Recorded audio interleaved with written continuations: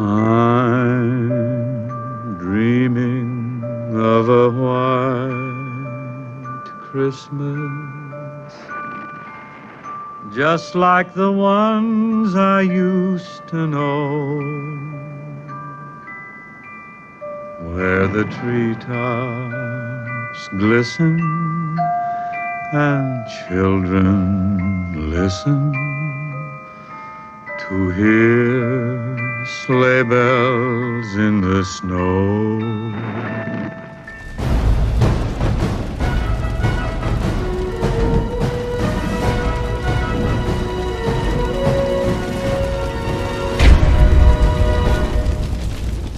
Hello, America. Welcome to One Nation. I'm Dr. Jake Jacobs. 73 years ago, December 16th, 1944, began the infamous Battle of the Bulge. It was Adolf Hitler's final gamble, the last major German offensive on the Western Front during World War II. The surprise attack caught the Allied forces completely off guard. American forces bore the brunt of the attack, and it was the largest, bloodiest battle fought by the United States in the war. Over 19,000 GIs were killed and 61,000 were wounded in that bloody battle. As a kid, my dad, who fought against the Japanese during World War II, had a friend of his whose name was Andy, who used to tell me all the time about his job in Patton's Third Army as a tank buster and how they marched in the freezing snow 100 miles in over 2.5 days to fight the Nazi army. Here's a picture of my dad's buddy Andy, who fought in Patton's glorious Third Army. I miss Andy. He was a good guy.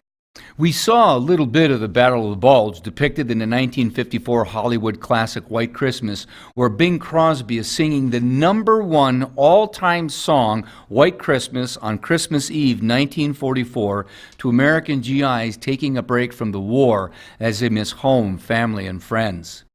White Christmas, interestingly enough, was written by a Jewish composer and lyricist by the name of Irving Berlin, who wrote the wonderful song God Bless America. White Christmas became the biggest selling single in world history, reaching the #1 spot on the Billboard charts in 1942, 1945, and 1946. And due to its popular demand by our GIs during World War II, the United States Army released a special V-disc of White Christmas and I'll Be Home by Christmas in 1945 as our warriors of liberty longed to be home with family and loved ones. My dad, Joe Jacobs, a true G.I. Joe, came home to Iron Mountain, Michigan, February of 1946. Most people understand the anti-Judeo-Christian worldview of the National Socialist or any other Big Brother socialism for that matter. But many people are puzzled, why would tyrants censor something as appearingly innocuous as music? I'll tell you why. To tyrants, non-sanctioned music represents freedom and creativity outside of the state or government. Tyrants, by their very nature, are control freaks, and they want to control all aspects of life from cradle to grave, from culture to politics.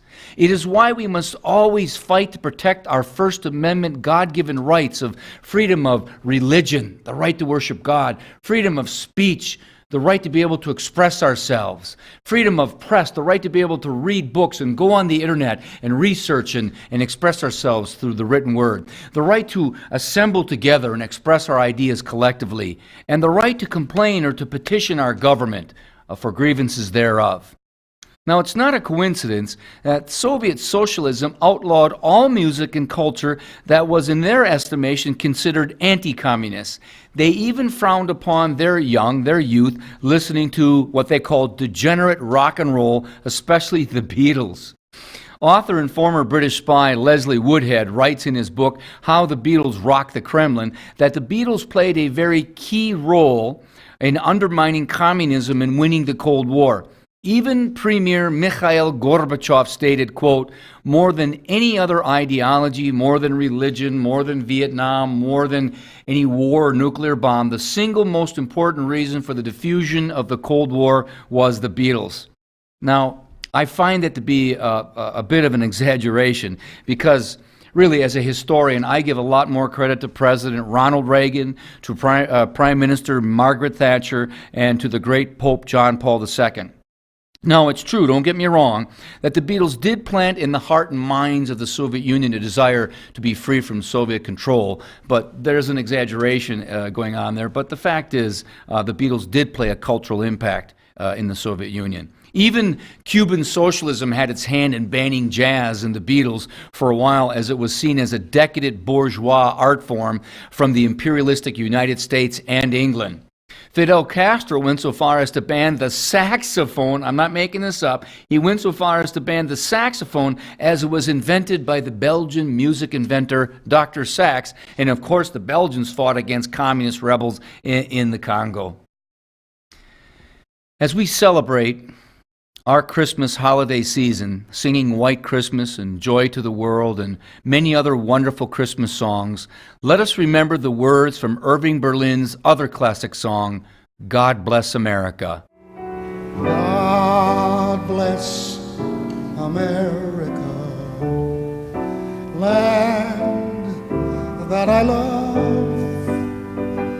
Stand beside her and guide through the night with a light from above, from the mountains to the prairies, to the oceans white with foam.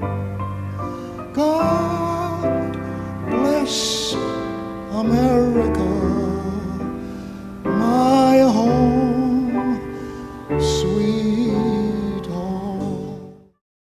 This is Jake Jacobs, and always remember, the truth will set you free, and may God bless you during this Christmas holiday season. And may all your Christmases be white.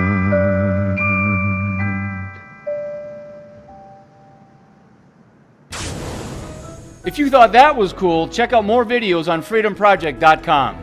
You'll enjoy them.